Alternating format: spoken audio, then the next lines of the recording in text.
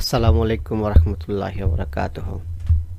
একটা ওয়েবসাইটের এই সেকশনগুলোকে কি করে অন অফ করে রাখা যায় আজকে টিউটোরিয়াল সেটা নিয়ে। ধরুন এটা একটা সেকশন, এটা একটা সেকশন, কোনো কারণে কোনো সেকশনকে অফ করে রাখতে হলে সেটা কিভাবে করবেন, সেটা করার জন্য ড্যাশবোর্ড, অ্যাপারেন্স, কাস্টমাইজ, এখানে একটা প্যানেল আছে হোম পেজ সেকশন কন্ট্রোল নামে। আচ্ছা, এখন কোনটা কোন সেকশন কি করে বুঝবেন, এখানে দেখান লেখা আছে ইয়েস শো লেভেলস। আপনি যখন এটা ক্লিক করবেন তখন আপনাকে দেখাবে এটা সেকশন 1, এটা সেকশন 2।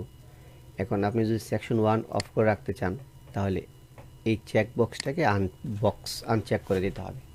তাহলে দেখুন এটা চলে গেছে।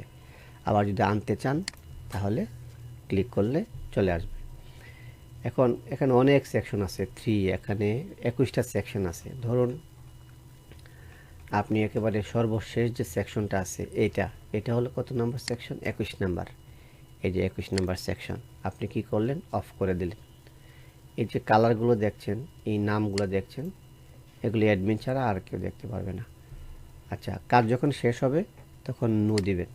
নো দিয়ে এগুলিকে হাইড করে ফেলবেন। হাইড করে ফেলার পর পাবলিশ।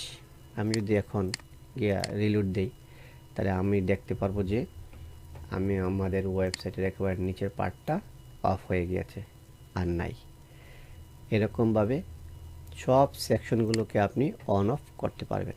যেহেতু আমি আপনাকে দেখালাম, আপনি আপনার প্রয়োজন অনুযায়ী এগুলিকে অন অফ করে নেবেন। আশা করি আপনি এটা দেখে আপনার মতো করে এটাকে অন অফ করে রাখতে পারবেন। Thank you.